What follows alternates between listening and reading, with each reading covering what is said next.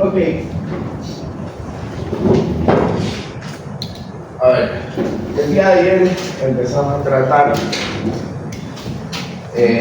la teoría de capacidad de carga de Tersaghi, donde vimos que esencialmente Tersaghi propone tres ecuaciones para distintas geometrías de cimentación, entre estas circulares, cuadradas y continuas. Vimos que más allá de cuál sea el tipo de cimentación, la estructura general de estas ecuaciones consiste en tres términos: un término en función de la ecuación, un segundo término en función de Q, el segundo factor de capacidad de carga, en función de un factor de capacidad de carga en el Q que multiplica el esfuerzo vertical efectivo de la profundidad de escante. Y finalmente, un tercer término que es una función directa del ancho del cimiento y también es una función directa del peso volumétrico efectivo. En ningún momento mencionamos, bueno, ¿qué pasa si tengo nivel freático? ¿Influye o no influye en la capacidad portante? Sabemos que de cierta forma influye en el esfuerzo de contacto, porque ya hemos visto que cuando calculamos el esfuerzo de contacto, básicamente calculamos la fuerza que baja de la superestructura más el peso y lo dividimos para el área del cimiento, en caso de una cimentación cuadrada, circular o rectangular. Lo dividimos para el área del cimiento, pero le terminamos restando la presión de poros a la profundidad de desplante. Y la presión de poros es una función directa de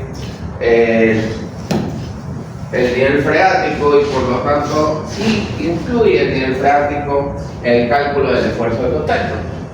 Pero ¿qué pasa en la capacidad portante? ¿Tiene algún tipo de influencia? Entonces es justamente lo que vamos a establecer aquí para tenerlo en cuenta en los ejercicios que posteriormente realizaremos. Entonces, esencialmente el nivel freático en la ecuación de capacidad de carga del Tersaghi va a influir en dos cosas. En el primer caso es el esfuerzo vertical efectivo de la profundidad de desplante.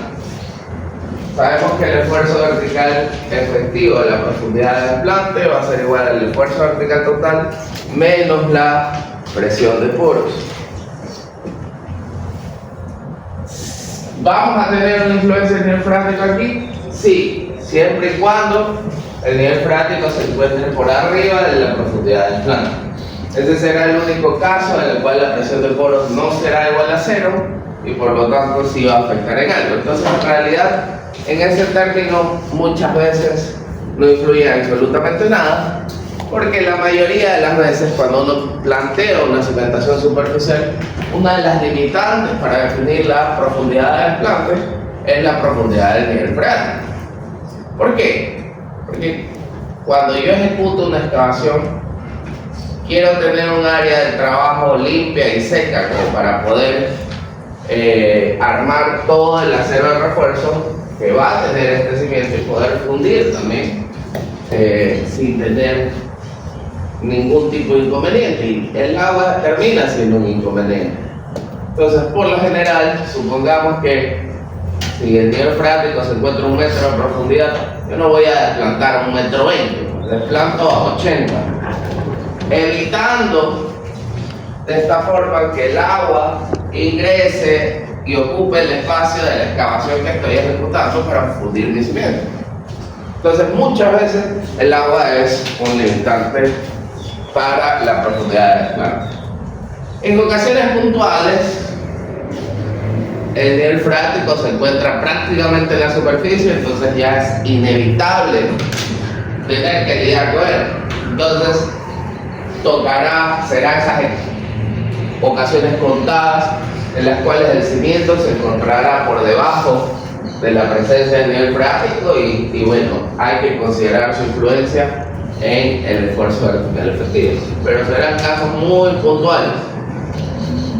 Y en ese caso, a nivel de construcción, tendrá que bombearse o lidiar con el agua de alguna forma. La cuestión es que igual tengo que sacar el agua para poder trabajar dentro de la excavación. ¿Ok? Entonces, en realidad el segundo término de capacidad de carga no es la principal influencia del agua. Hay un tercer término que sabemos que es una función directa del peso volumétrico efectivo. Sabemos que el peso volumétrico efectivo es básicamente el peso volumétrico total menos el peso volumétrico del agua. Pero hay que tener en cuenta que hay unas reglas para considerar este peso volumétrico efectivo. Esencialmente vamos a establecer tres casos que vale la pena tener presente. Y vamos a arrancar por el más fácil de ellos. Vamos a ir con el caso 3. ¿Okay? Básicamente, lo que definimos aquí en los tres casos, tenemos un cimiento cimentado superficialmente, cuya profundidad de desplante es igual a D en los tres casos.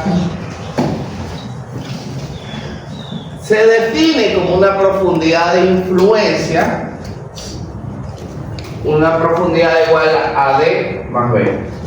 Básicamente, en la teoría de capacidad de carga, se considera que el suelo que incide en la capacidad portante de este cimiento, de cierta forma, tiene una influencia hasta una profundidad igual a B por debajo del desplante. ¿Okay? No es hasta el infinito, sino es hasta una profundidad igual a B.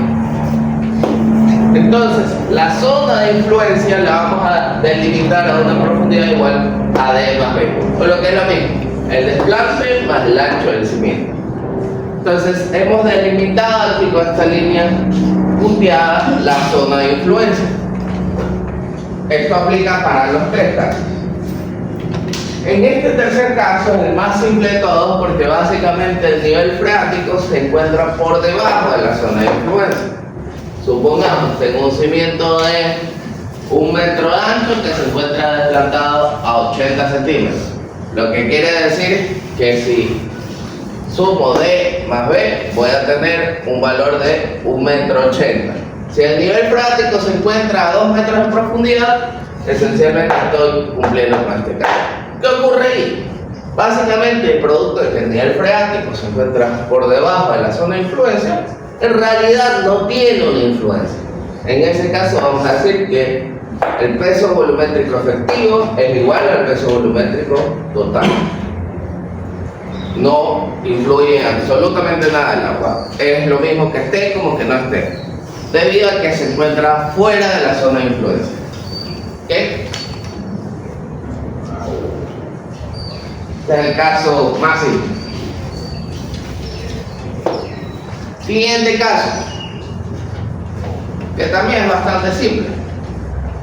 Básicamente, el nivel freático se encuentra por arriba de la profundidad del desplante. Es decir, si la profundidad hasta el nivel freático la denominamos como dW y la profundidad del desplante es igual a D, básicamente en el caso 1 tenemos que dW es menor o igual a D. Es decir, en todo momento mi cimiento va a estar cimentado sobre un material que se encuentra saturado. Obviamente, este nivel freático se encuentra por arriba de la zona de influencia. Así como hay una zona de influencia inferior, la zona de influencia inferior está aquí, ¿verdad? Por lo tanto, el peso volumétrico efectivo en este caso va a ser igual al peso volumétrico total menos el peso volumétrico del agua. Es todo lo contrario al escenario número 3. El escenario número 3, el peso volumétrico del agua no influye. Bueno, aquí sí se lo toma en cuenta. ¿Ok? Y tengo un escenario intermedio que resulta bastante común, que es el caso en el cual el nivel freático no se encuentra por arriba del desplante, pero tampoco se encuentra por debajo de la zona de influencia, sino que queda por debajo del desplante del cimiento, pero dentro de la zona de influencia. ¿Ok? Ese es el tercer caso. Entonces, ¿qué ocurre aquí? Esencialmente, el peso volumétrico que se va a considerar entre el desplante y el nivel freático va a ser igual al peso volumétrico total. Y entre el nivel freático y el límite de la zona de influencia va a ser igual al peso volumétrico efectivo, que es igual a gamma menos gamma W. Entonces, esta formulación lo que propone es una ponderación. Básicamente nos dice, bueno, vamos a aplicar esta ecuación y va a ser aplicable siempre y cuando dW sea menor o igual a D más B, que es la zona inferior que es el límite de la zona de influencia, y tiene que ser dW mayor a D, es decir, tiene que estar por debajo del desplante. Siempre que se cumplan estas condiciones, vamos a tener que gamma prima es igual al peso volumétrico total menos el peso volumétrico del agua, que multiplica a 1 menos, abro paréntesis, dW menos D dividido para B. ¿Ok? Entonces vamos a tener una especie de peso volumétrico ponderado representativo para el material que se encuentra aquí en la zona de influencia. Entonces, en ese caso puntual, tanto en el caso 1 como en el caso 2, sí influye el nivel freático en la capacidad portante. No directamente, pero sí indirectamente mediante el peso volumétrico efectivo. Vale la pena, por simple deducción podemos decir, en el caso 3, mismo suelo, misma resistencia, mismo todo. Si yo estoy lidiando con un caso 3, ¿qué va a pasar? Voy a tener valores de capacidad de carga más altos respecto al caso 2 o respecto al caso 1. ¿Ok? ¿Por qué? Porque el peso volumétrico efectivo que voy a utilizar con el caso 1 o 2 van a ser menores a los del caso 3. Y ese valor entra directamente en la fórmula a multiplicar. Por lo tanto, caso 1 y caso 2 va a tener menor capacidad de carga que en caso 3, y por lo tanto el nivel freático incide en una reducción de la resistencia del corte. Aquí, preguntas, dudas. Usualmente de esos tres casos, ¿cuál es el más común? El 2 creo. En verlo en el campo. Depende de la zona donde estés construyendo, pero lo más común es lidiar o con el 2 o con el 3. El 2, por ejemplo, aquí en la ciudad de Guayaquil, es bastante frecuente para edificaciones de un tamaño mediano, de 3 pisos para arriba, de 3 a 4 pisos, porque más de eso ya te va a costar un cimiento muy profundo. Hay que tener en cuenta que estos escenarios son relativos también, y son relativos al ancho del cimiento, y el ancho del cimiento de cierta forma depende de la sobrecarga también. Entonces, supongamos, para una casa de un piso de altura, o sea, solamente tenemos la cubierta, la sobrecarga es mínima, o sea, la carga que baja por cada una de las columnas es mínima. Entonces, las dimensiones del cimiento también van a ser relativamente pequeñas, va a ser un plitito de 50 por 50 centímetros, 60 por 60, como máximo, y probablemente esté plantado a 50 centímetros de profundidad. Entonces, la profundidad de influencia de más B se llegará a 1 metro, 1,10 metros, como mucho. Y el nivel freático de Guayaquil puede estar a unos 50, 2 metros en promedio en todas las zonas cercanas a los ríos o los esteros. Entonces, en esos casos, sí, lidio con caso 3, pero debido a que son cimientos relativamente pequeños, debido a que la sobrecarga es poca. Pero si en el mismo terreno ya voy a hacer una vivienda o una edificación de 3, 4 pisos, voy a necesitar cimientos probablemente 1,50 m, una cosa por el estilo, y aparte ya tengo que desplantar como mínimo 80 centímetros, 1 metro. Entonces, esta zona de influencia va a ser mucho más grande y el nivel freático va a seguir a los mismos 2 metros de profundidad. Entonces ahí voy a estar lidiando con un caso 2. Entonces, vamos a estarnos moviendo entre estos dos casos, dependiendo también de las características de la edificación, que a la larga va a transmitir la sobrecarga del cimiento y influye en las dimensiones. O sea, no hay una regla como tal, pero sí, 2 y 3 son los casos más comunes. ¿Alguna otra pregunta? Mira, ¿y en qué zonas más o menos son más probables de encontrarnos con el caso 1? Zonas bajas. La cuestión es que es poco probable construir en estas condiciones porque esencialmente son sinónimos de el nivel freático alto. El nivel freático alto es sinónimo de una zona en la que también es probable que te inunde. Entonces a la larga lo que uno termina haciendo es rellenando. Y cuando rellenas pasas de este escenario a lo mejor este escenario. Tú terminas cimentando acá arriba. O sea, una de las soluciones es rellenar, por ejemplo. Sí, puede ser. Pero depende muchísimo de las cotas del terreno. Pero por ejemplo hay casos donde no, o sea, para un edificio o para una vivienda, para lo que sea, puedo hacer eso. Pero para un puente, por ejemplo, ya no es que puedo no es que puedo rellenar por aquí y mando el estribo a un sitio donde el agua no me estorbe.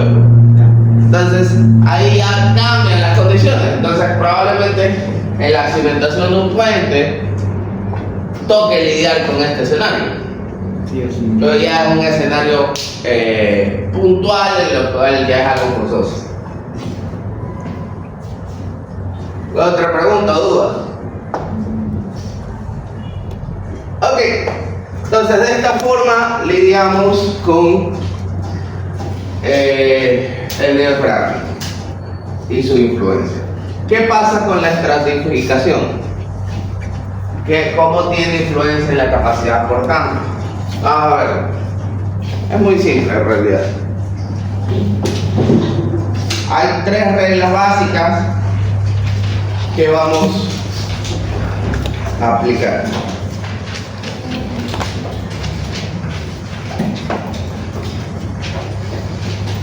Perdón, son 2.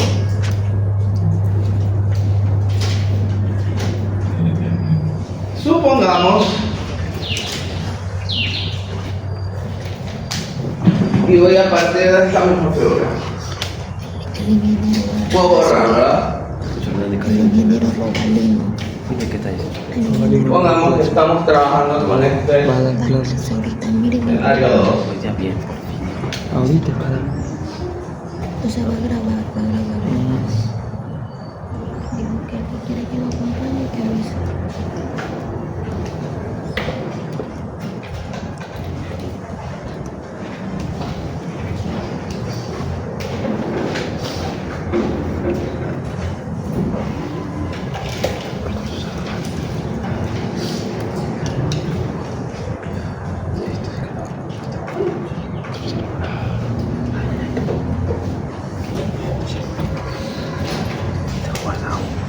Ok. Queda aquí acá, es de W. De aquí acá es de más B.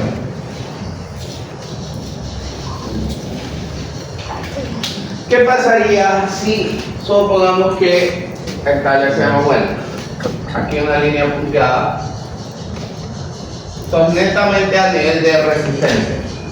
Todo el material que está sobre la línea punteada va a ser una cava limosa. Y todo el material que se encuentra por debajo de la línea punteada, supongamos que vamos a tener hasta 3 casos aquí. Supongamos que tenemos aquí un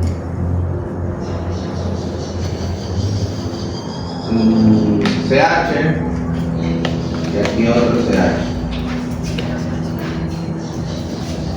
¿Ok? Cada uno de estos materiales, las gravas, sabemos que esencialmente se caracterizan por tener un ángulo de fricción y obviamente va a tener un determinado peso volumétrico.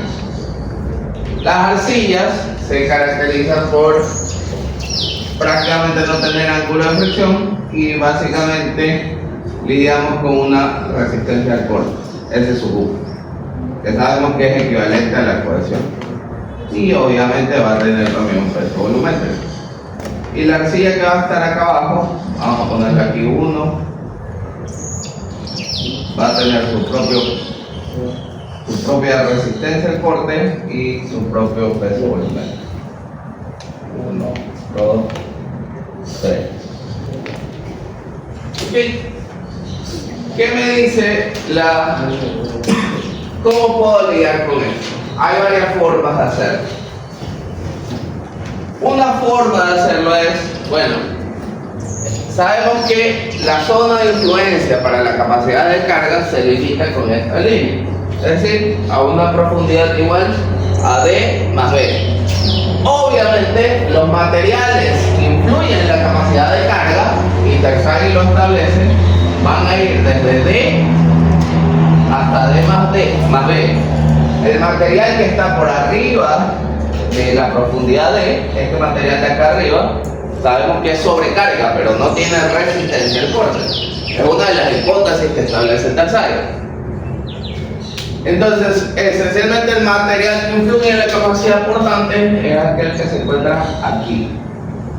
Ok, y en este caso tengo una grava limosa, tengo una arcilla de alta plasticidad y tengo otra arcilla de alta plasticidad. Cada uno con sus propios parámetros de resistencia y peso volumen. ¿Qué escenarios puedo contemplar? Los 3 materiales se encuentran dentro de la zona de influencia para la capacidad portante.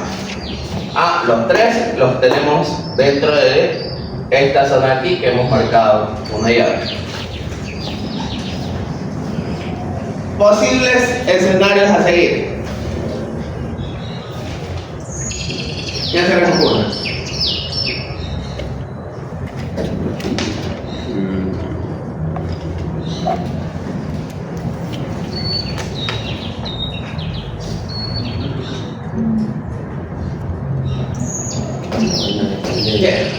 Tengo 3 materiales, este y el de acá. ¿Qué características considero para calcular la capacidad de carga? Que tiene el tipo de componentes es que tanto se moviliza la Sabemos que los 3 materiales tienen de alguna forma influencia en la capacidad portante.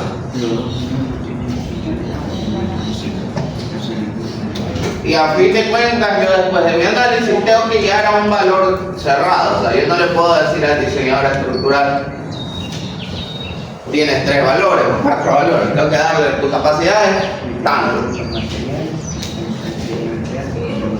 ¿Qué hacemos? Apelo a su creatividad. ¿Qué se les ocurre?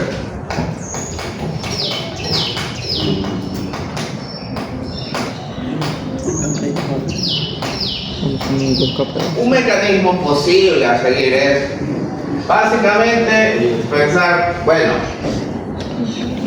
sacar una frase que se utiliza bastante, que una cadena termina fallando por el eslabón más débil. Entonces, en realidad, el mecanismo de capacidad de carga se va a producir en el material con menos resistencia. Entonces, una posible forma de proceder sería calcular la capacidad última, considerando como que si todo fuera esta grava limosa. Calcular la capacidad última, considerando todo como que si todo fuera esta arcilla 1. Y calcular la capacidad última, considerando como que si todo fuera esta segunda arcilla. y básicamente ver cuál es la capacidad más baja. Y trabajar con eso. Eso es un enfoque bastante conservador. Porque a la larga, estoy diciendo, bueno, el mecanismo de falla se va a desencadenar por el material de menor resistencia, el que me dé la capacidad de carga más baja. Entonces voy a calcular las tres capacidades de carga y voy a tomar el valor más bajo y voy a trabajar con ese. Ese es conservador. A la larga termina siendo conservador. Y sí, es verdad, pero muchas veces puede ser muy conservador. Y no toma en cuenta la influencia del espesor de estos materiales en la capacidad de carga. Entonces, básicamente si yo hago eso, es indistinto de si la capa de arcilla aquí tiene 10 centímetros o tiene 50 centímetros o tiene 1 metro. El espesor no influye, el espesor dentro de esta zona de influencia no lo estoy tomando en cuenta y termina siendo sumamente conservador. Entonces esta es una forma que puede aplicarse, pero no es recomendable. ¿Ok? En términos generales, lo que se recomienda es ponderar los parámetros de resistencia. ¿Ya? ¿Qué es una ponderación? Básicamente promediar esto, pero dándole peso. Entonces, supongamos que vamos a definir entre esta línea y esta línea, digamos que eso es H1. Entre esta línea y el nivel freático, ya hay un cambio en la resistencia y el peso volumétrico, vamos a tener H2. Y entre el nivel freático y la línea de influencia tenemos H3. El espesor total de esta cuestión es H. Ok, entonces la ponderación que se va a hacer para cada uno de los parámetros es buscar, modificar las propiedades de estos materiales. Yo tengo 3 materiales aquí y los estoy lidiando como que si fuera uno solo. Eso es a lo que apunto. Alguien que me ayude copiando. Lo voy dictando. Esto es muy extremo con el escrito. Ok, entonces, ¿qué vamos a hacer? Muy simple. Vamos tanto para el peso volumétrico como para los parámetros de resistencia generar una ponderación. Entonces, en este caso, por ejemplo, dámoslo para el peso volumétrico. Gamma, que es el valor ponderado que vamos a utilizar, es igual a gamma 1 por H1 más gamma 2 por H2 más gamma 3 por H3. Todo eso dividido para H.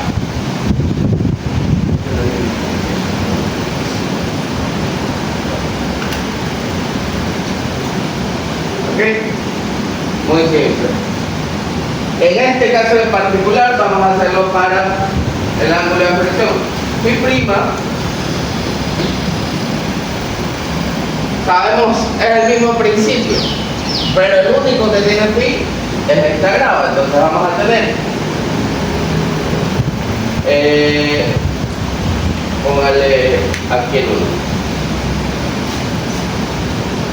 Ingeniero, ¿es oro o es mal? Entre paréntesis.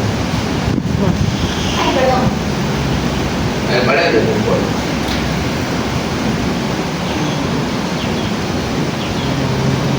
Ok, acá vamos a tener phi prima 1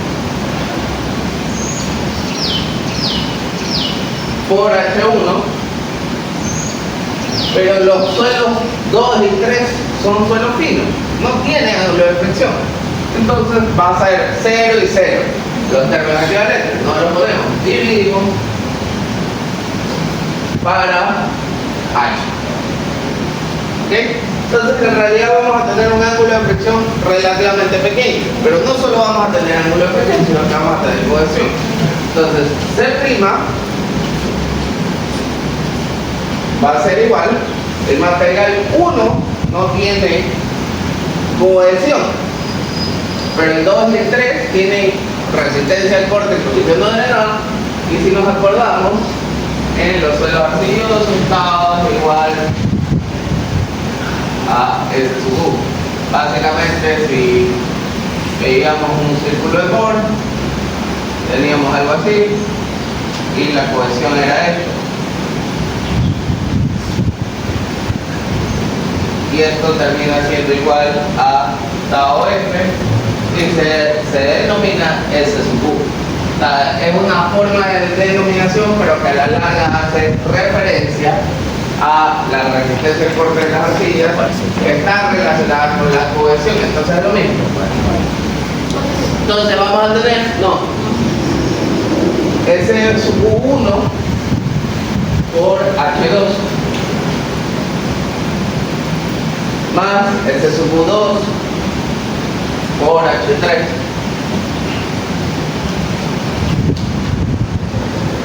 dividido todo eso para H.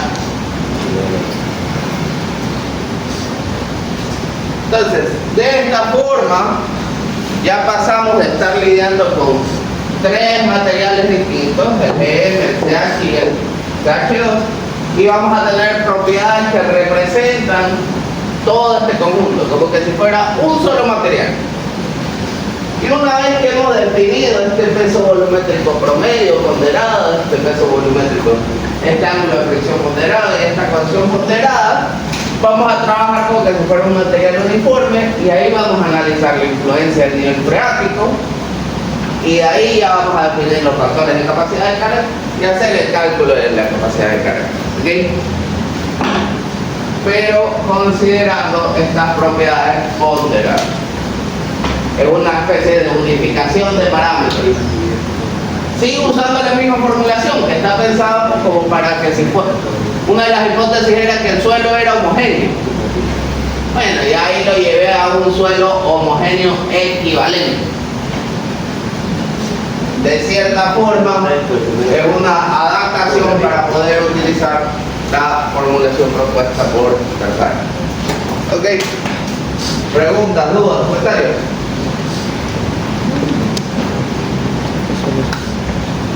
Listo, vamos a hacer unos cuantos ejercicios de esto y otro que está pendiente en general solo de capacidad de carga.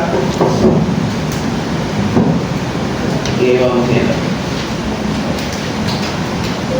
Ahora sí, voluntarios de reserva.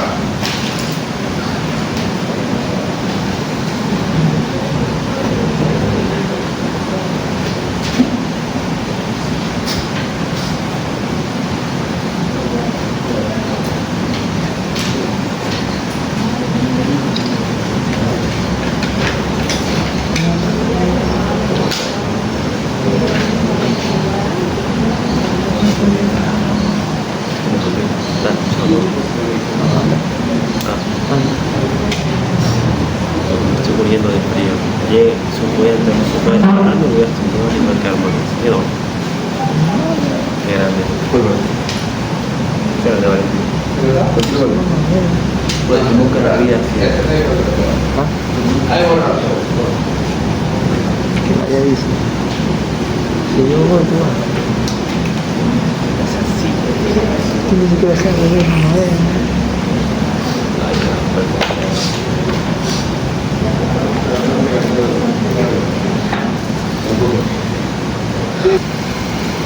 A ver, primero que nada, tenemos aquí una cimentación continua de 70 centímetros de ancho. Ponle este contrapiso aquí. O sea, dibújalo, ponle la otra línea y copia, píntalo, rayado. Esto es algo bastante común, por ejemplo, en cimentación de galpones. Por lo general, los galpones sabemos que son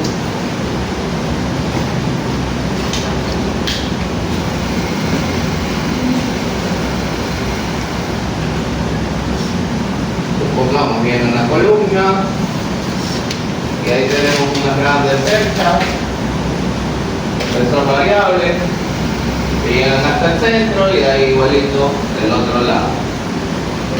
Esta es la estructuración convencional de un galpón. y de forma similar llega a una columna. Uy, qué feo, pero bueno. Y esta columna tiene que cimentarse.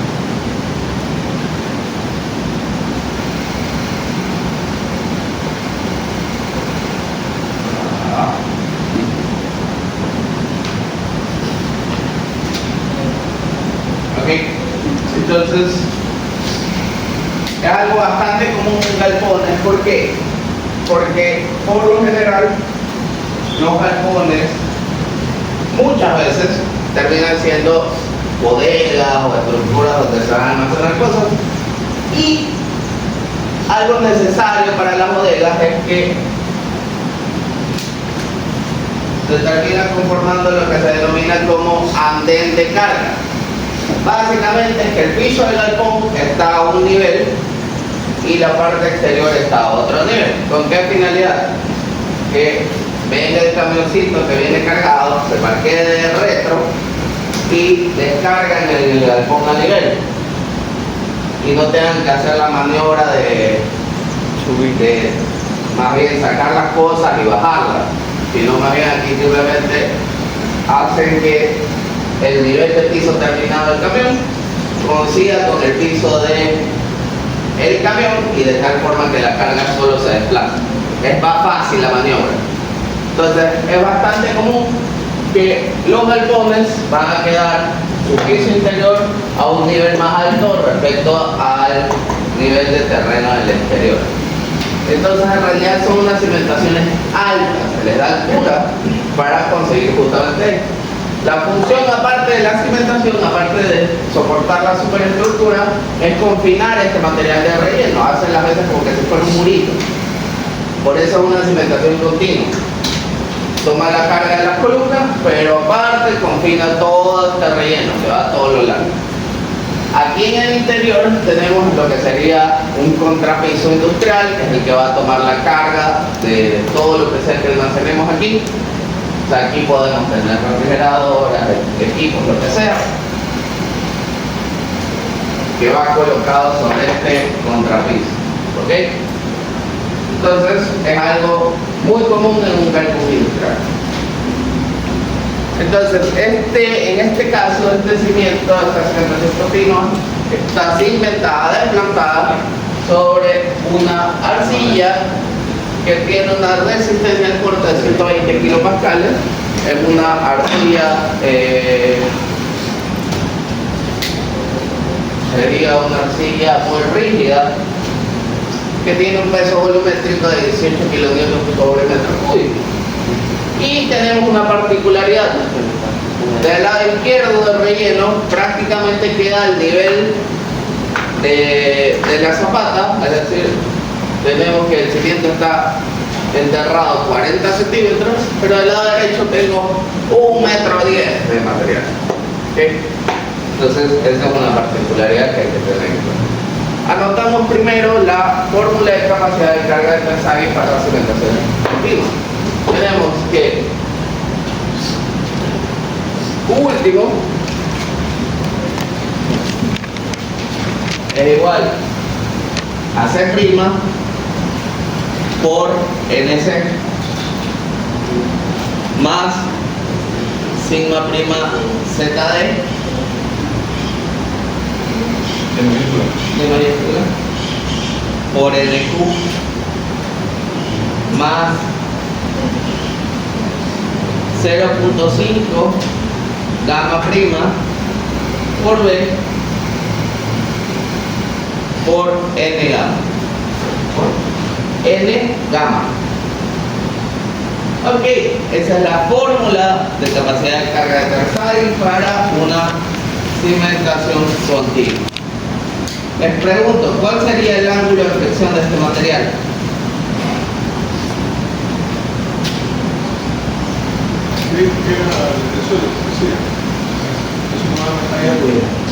Va a ser 0. Entonces anótalo por ahí. Y es igual a 0. Mi prima es igual a 0. Ok. Podemos usar las formulaciones que se dieron ayer. O podemos buscar en las tablas que están en las diapositivas que se les pasó ¿Cuáles son los valores de NC, NQ y N gamma para un phi' igual a 0? 5.7 NC. Anota, para un phi' igual a 0, NC es igual a 5.7. NQ 1.0. 1 y N gamma 0. 0. Perfecto. Importante que esos factores los impriman. Entonces, ¿qué podemos ver aquí? Para que no estén calculando con las ecuaciones que se demoran más, ¿no? Básicamente solo depende del phi. Vemos que cuando el ángulo de fricción es igual a 0, N gamma es igual a 0. Entonces, cuando estamos lidiando con los problemas de capacidad de carga de suelos arcillosos limpios, como es el caso, este término está 0, no incluye nada. Y no voy a calcular nada ahí porque no me sirve para nada. Entonces, la capacidad de carga va a ser una función directa de la cohesión efectiva, que en este caso es equivalente al S sub U, que ya lo tengo, LC, que ya lo tengo, LQ, que ya lo tengo, que es 1, me faltaría el esfuerzo vertical efectivo de la profundidad del desplante. En este caso, el nivel práctico se encuentra en una gran profundidad y no va a tener ningún tipo de incidencia en la capacidad portante. Entonces vamos a decir que sigma prima ZD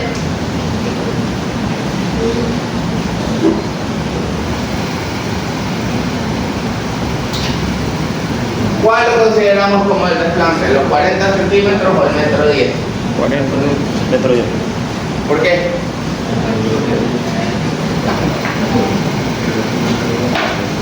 ¿Qué es más conservador? Promediarlo.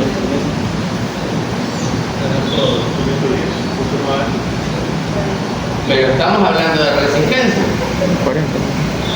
O sea, si tengo una profundidad de desplante mayor, voy a tener un esfuerzo vertical efectivo en la profundidad de desplante más alto y por lo tanto voy a tener una mayor capacidad portante. Y en realidad es medio mentiroso porque eso ocurre de un lado, pero del otro lado no ocurre. Entonces, ¿qué es más conservador? Trabajar con lo que me dé una capacidad portante más baja. Cuando hablamos de resistencia, es más conservador trabajar con lo que me dé la capacidad portante más baja. En este caso, la capacidad portante más baja la voy a obtener cuando el esfuerzo vertical efectivo sea más bajo. Por lo tanto, voy a usar la menor profundidad de desplante, que es la condición más crítica. Entonces, sigma prima ZD es igual a 0.4 por 18.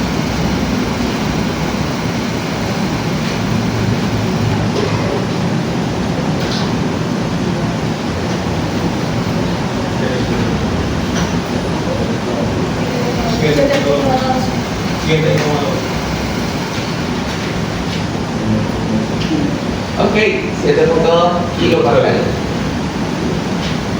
Entonces, calculemos como último, simplemente repasamos valores.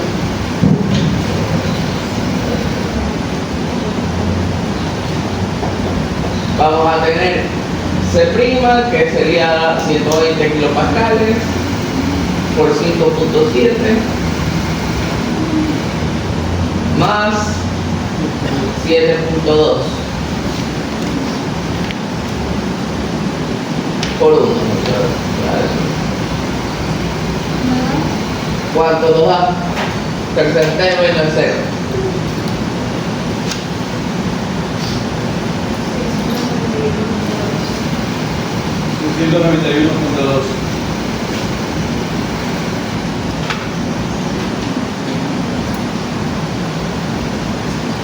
Ok, 691.2. Perfecto. Sabemos que tenemos factores de seguridad en condición estática y condición sísmica.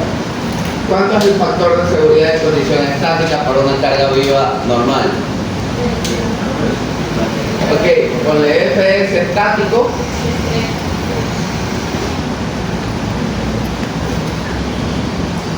es igual a 3. ¿Y cuánto es el factor de seguridad para carga estática más carga pseudoestática producto del sismo? 1.5. Entonces ponle FS sismo para que se entienda que es por sismo 1.5. Entonces vamos a calcular nuestras capacidades admisibles, que en realidad tenemos dos: una en condición estática, una en condición por sismo, y lo vamos a comparar versus la demanda en cada uno de los casos. Entonces vamos a tener FS en condición, capacidad U admisible estático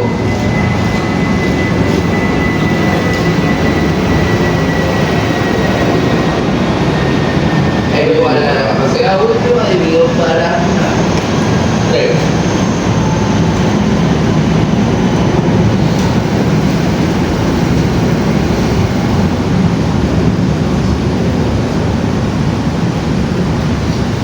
¿Cuánto le da?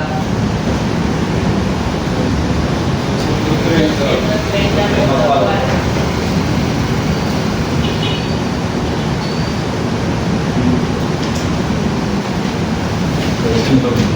¿Cómo? Sí, lo mismo parece.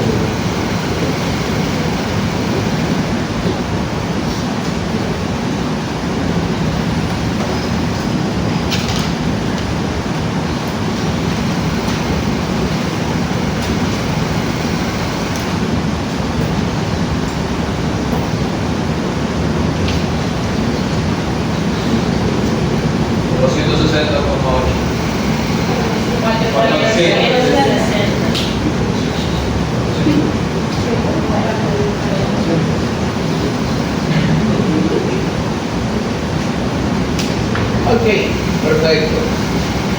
Tenemos capacidades admisibles. Ahora vamos a calcular la carga P máxima para cada una de las condiciones. Obviamente es carga P máxima permisible, como lo hicimos ayer. Borramos acá arriba. Todo deja las capacidades. Solo deja las capacidades. Esto sí las aumenta.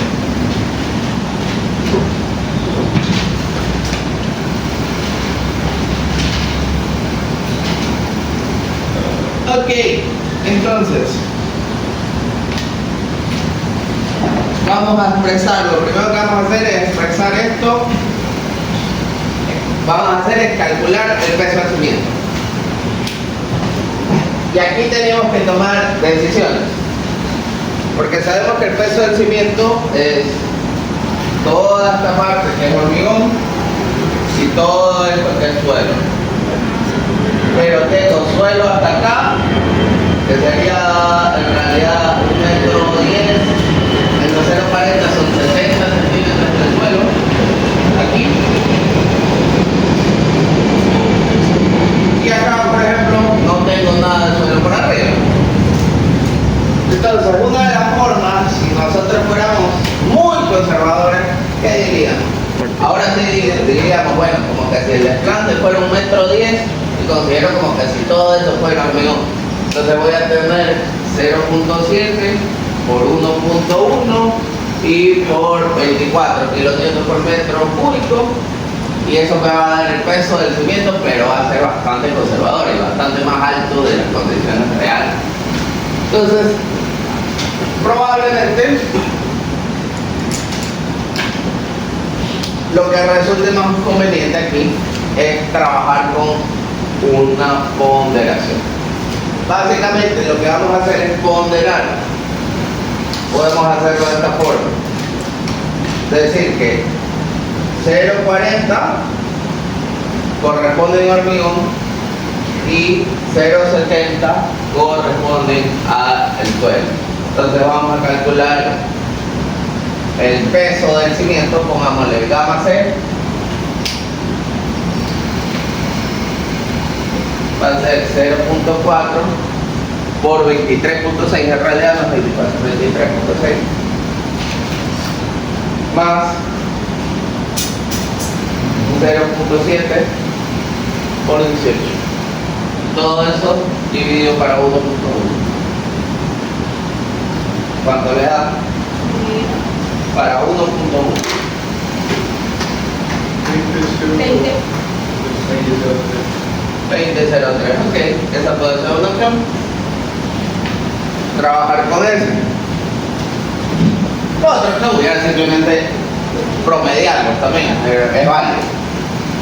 Entonces vamos a trabajar con ese 20.03, para que es práctica. Kilonewton sobre metro cúbico. Ok, lo otro es que en realidad relleno medir, si lo miras aquí, acá tengo 0.40, aquí tengo 1.10 m. Considerar todo esto, hasta acá arriba, o sea, como que siento llegar hasta acá,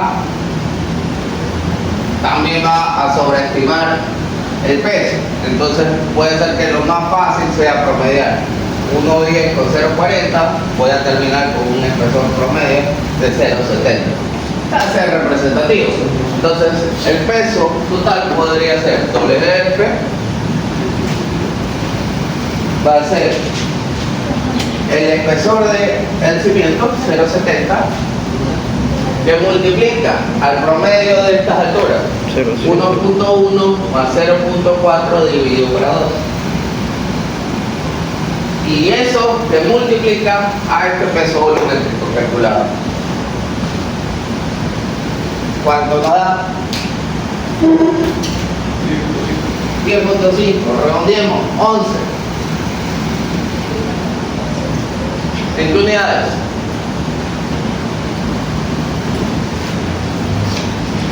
Hagamos la deducción.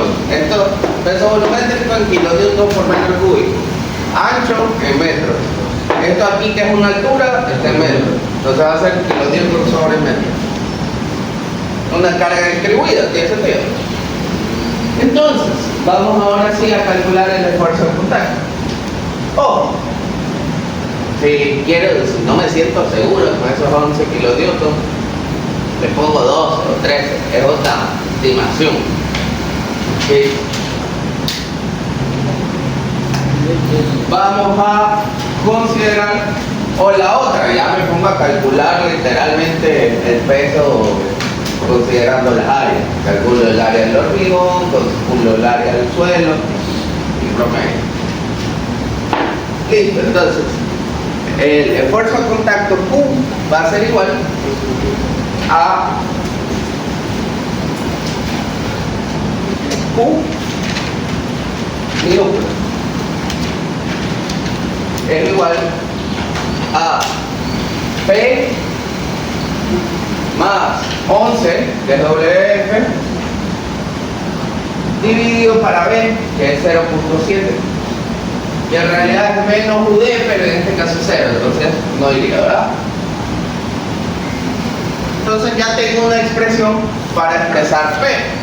La cuestión es que voy a tener una carga P máxima permisible en condición estática y otra carga P máxima permisible en condición simple.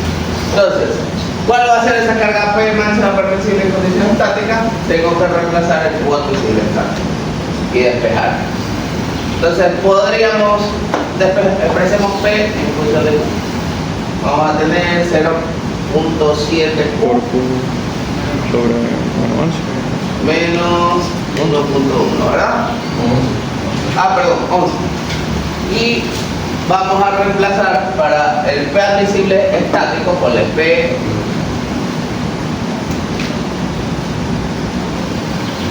PST.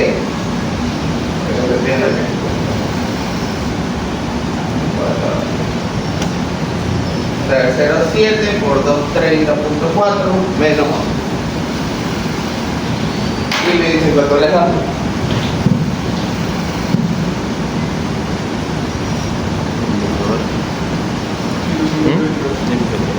No, yo te la di hace rato. 28.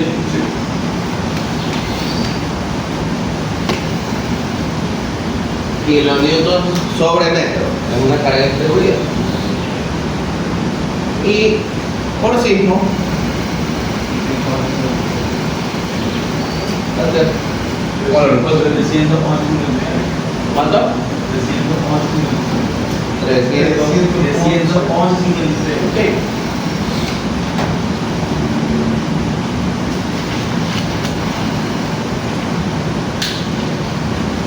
Entonces, de esta forma, esas son las cargas máximas que he dicho. Gracias. Ahí dale el marcador al máximo.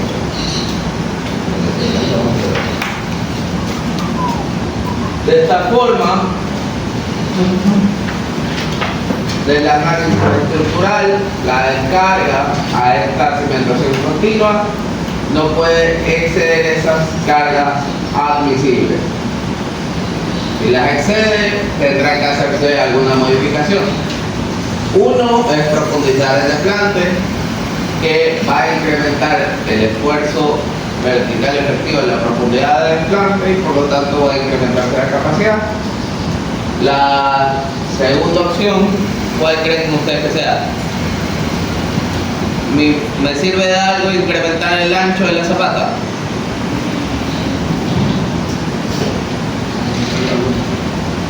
¿Influye en la capacidad de carga si incremento el ancho de la zapata? ¿Sí o no? No adivinando, vean la fórmula. 3.7.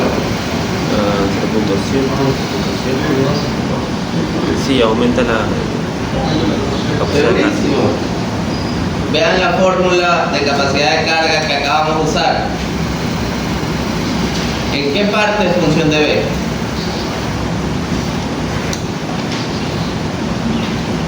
Tenemos tres términos. ¿En qué parte interviene B?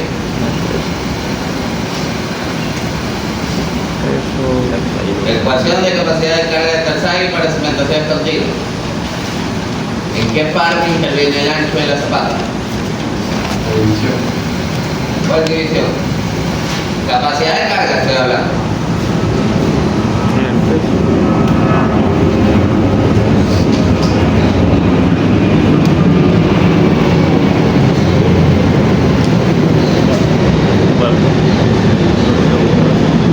¿Influye o no influye? Si hacen más anchas, siempre es mayor la capacidad. ¿Por qué? Por lo que multiplica con el peso de una resistencia admisible estática. Entonces es más grande y No sé a qué te refieres. En este caso es cero, ¿no? Solo si la tensión es distinto a cero. Ok, esa es la respuesta. Básicamente, suelos cohesivos como son estas arcillas limpias, este tercer término de la ecuación de capacidad de carga es igual a cero. Y ese es justo el término en el que entra a multiplicar el ancho de la zapata. Entonces, en realidad, incrementar el ancho de la zapata no va a ayudarme a incrementar la capacidad portante. ¿Ok? Entonces, la resistencia no cambia. ¿Pero qué es lo que cambia? El esfuerzo de contacto. Porque eso sí, mientras más ancha sea la zapata, más bajo va a ser el esfuerzo de contacto. Eso sí es inevitable. Entonces, sí influye, o sea, sí contribuye, o sí puede ser una solución incrementar el ancho del cimiento, no necesariamente porque voy a aumentar la capacidad de carga, puede ser que no aumente o aumente muy poquito, puede ser incluso hasta que baje un poquito, pero lo que sí ocurre es que influye directamente en el esfuerzo de contacto, porque el esfuerzo de contacto se termina dividiendo para el ancho del cimiento. Entonces imagínense, si tengo 0,70 y lo incremento a 1,40 metros, básicamente estoy duplicando el ancho, la capacidad no cambia, pero el esfuerzo se va a dividir para un valor que es el doble, por lo tanto va a ser la mitad del esfuerzo de contacto. Entonces, esa es una buena forma de lidiar con cimentaciones que no cumplen. Obviamente tiene otra serie de implicaciones que vamos a ir viendo más adelante. Ok, otro voluntario, voluntaria.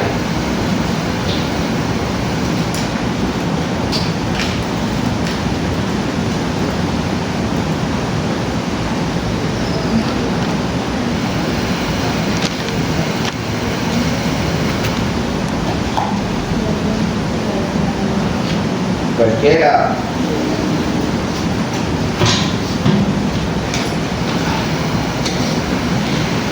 Ok, borramos todo, copiamos de ahí.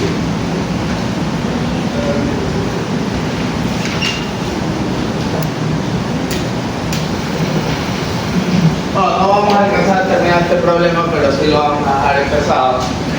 A ver, ¿qué tenemos aquí? Tenemos una cimentación cuadrada, un plinto cuadrado de 1,80 m de ancho que está desplantado sobre un limo arenoso.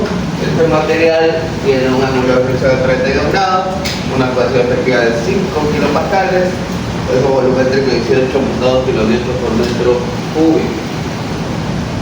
Arriba de ese material tenemos un material con un peso volumétrico de 17.5 kilonewtons por metro cúbico.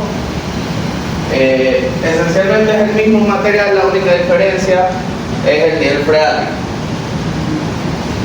El material se desplanta en un suelo que tiene un nivel freático, en un material, el plinto se desplanta en un material que se encuentra por debajo del nivel freático, por eso el peso volumétrico es más alto aquí respecto que acá. Pero ahí es el mismo material.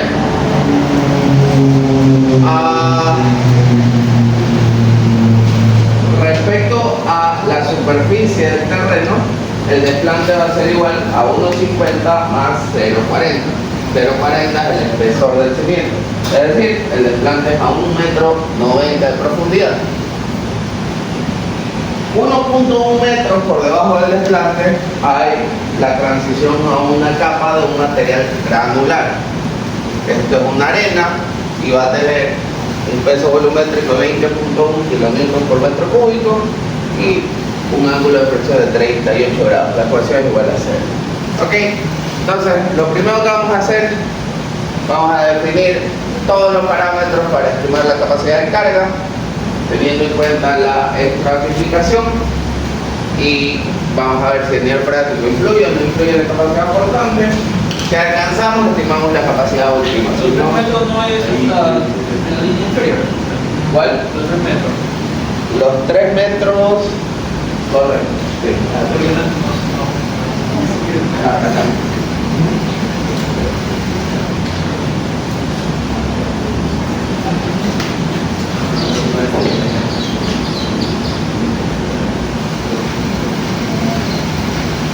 Ok, entonces lo primero que hay que hacer es definir la zona de influencia para la capacidad portante. Sabemos que esa zona se va a extender a una profundidad igual a D más B. ¿Cuánto sería D más B? ¿Podemos hacer la suma acá? D más B es igual. 20. ¿Cuánto sería D? 1,90. Más 1,80, 3,70. Correcto. Quiere decir que mi zona de influencia, si de la superficie al estrato hay 3 metros, vamos a tener que, marquemos aquí la cota, de aquí hasta por acá, 370. 3,70. Más abajo, por ahí, vamos a tener un total de 3,7 metros. ¿Ok? Marquémosle ahí 3,7. Y marquemos aquí con una línea discontinua cuál será la delimitación de nuestra zona de influencia.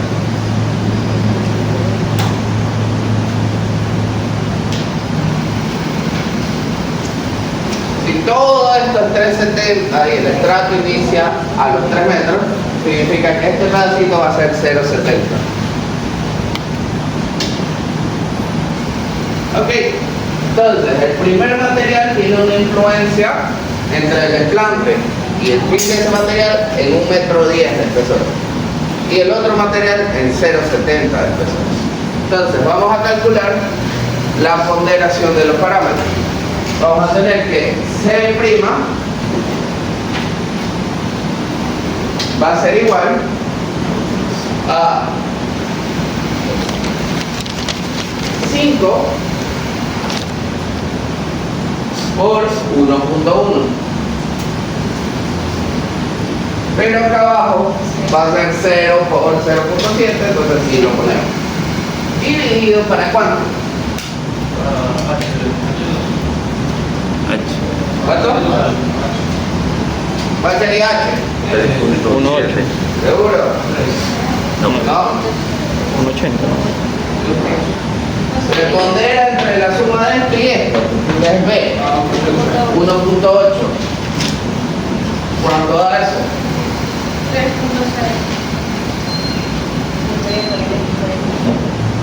3 kilopascales da.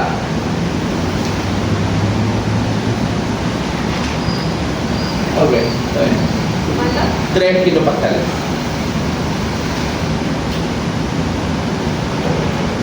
Hago lo mismo para el ángulo de fricción. Phi prima va a ser igual a 32 por 1.1 más 38 por 0.7 dividido todo eso para 1.8. ¿Cuánto les da?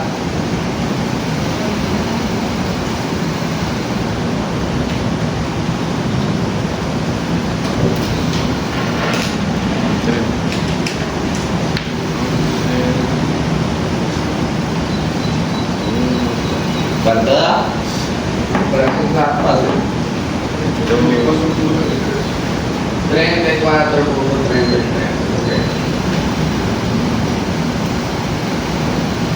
Por facilidad, para no tener que estar resolviendo ecuaciones y poder usar las tablitas, vamos a redondear. Cuando redondeamos siempre hacia abajo, porque nos da un factor de capacidad de carga más bajo, es conservador. Entonces 34, eso es igual a 34. Póngale aquí el ladito. Ok, y hacemos lo mismo con el peso volumétrico. Gamma es igual ¿a cuánto? 18.2 por 1.1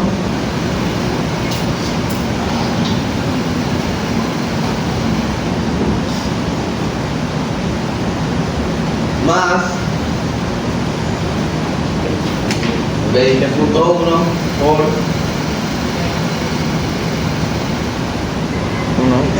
0.7 igual a 1 dividido para 1.8 y me dicen cuánto les da.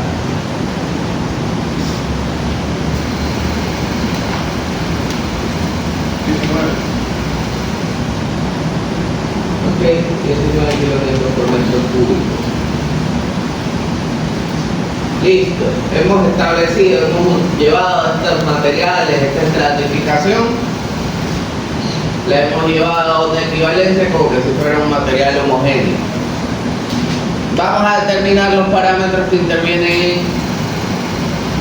en la formulación para capacidad de carga. Entonces, primero de ellos, importante, gamma prima.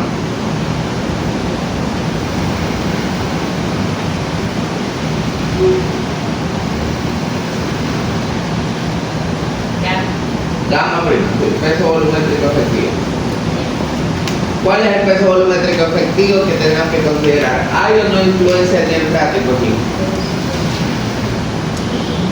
Teníamos tres casos. Estaba el caso 1, caso 2 o caso 3. 1.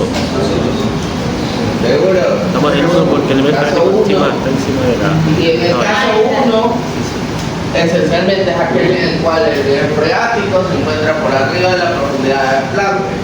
Por lo tanto, tenemos que el peso volumétrico efectivo es igual al peso volumétrico total menos el peso volumétrico del agua. Tenemos 19 menos, vamos a volver, 19 menos 10.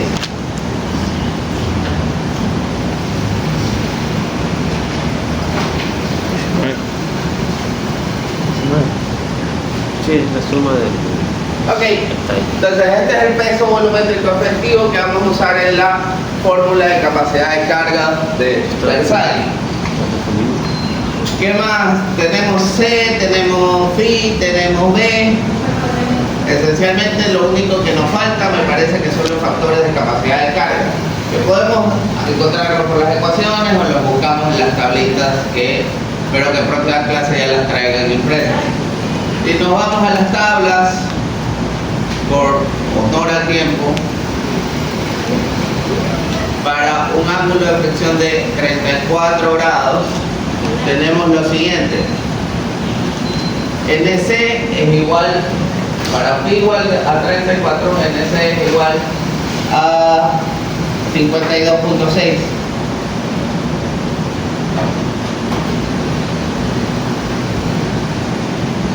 NQ es igual a 36.5. ¿Por qué poquito? Está calculado. Y N gamma es 39.6.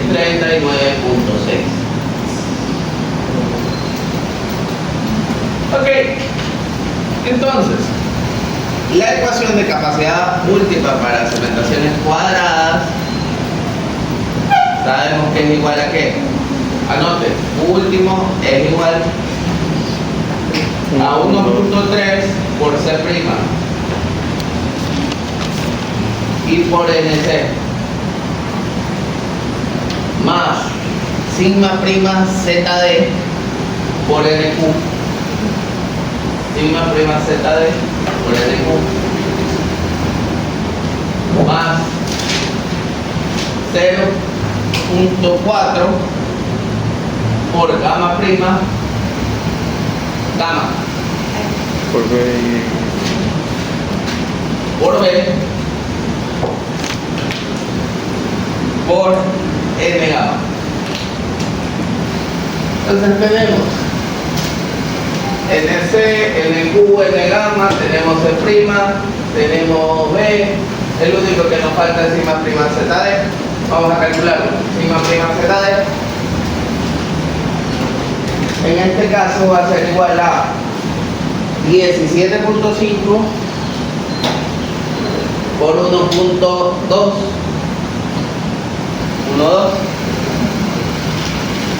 más, aquí sí consideramos el peso volumétrico real del material, por si acaso.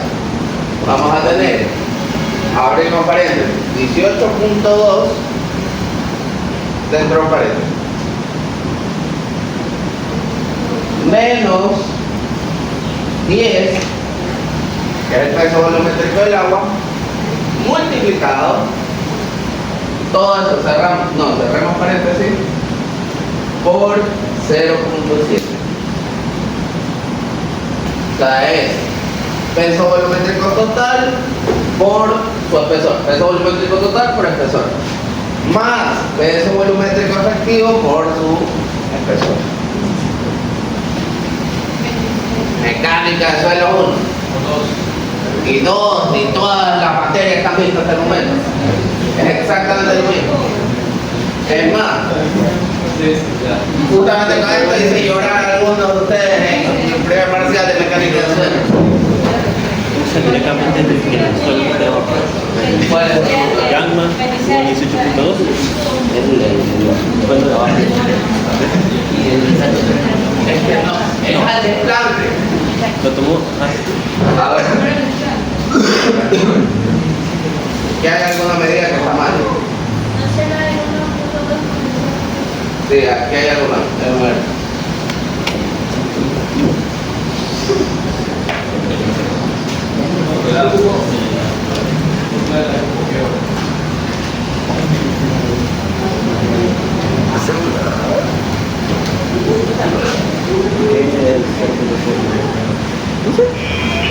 No, pues que el desplante es 1,90 m.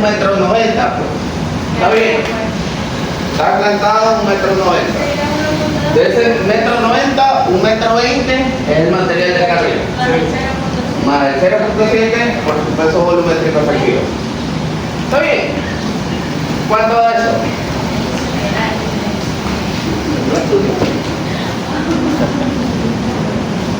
¿Cuánto es?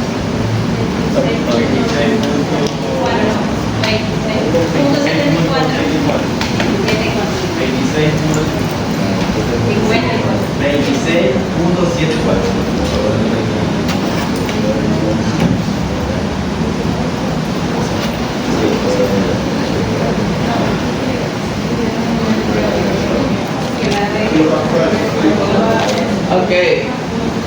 kilopascales. Entonces, tenemos esencialmente todo ya para reemplazar en esta ecuación. Dejémosla expresada. Vas a tener, y alguien que vaya escribiendo en la calculadora, 1.3 por 3 por 52.6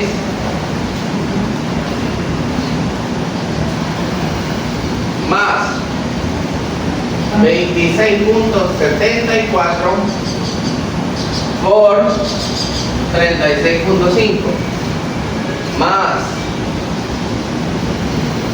0.4 por 9 por 1.8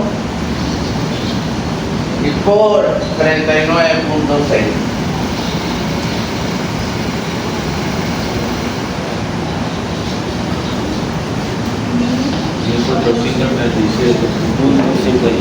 Puntos 1437 kilopascales. Muy bien. A lo mismo. Entonces, muchísimas gracias. Siguiente paso del proceso. Se calcula capacidad visible en condición estática y condición sísmica. Siguiente paso, se calcula el esfuerzo de contacto producto de esta sobrecarga y del peso del cimiento. Y se compara esfuerzo de contacto con capacidad visible.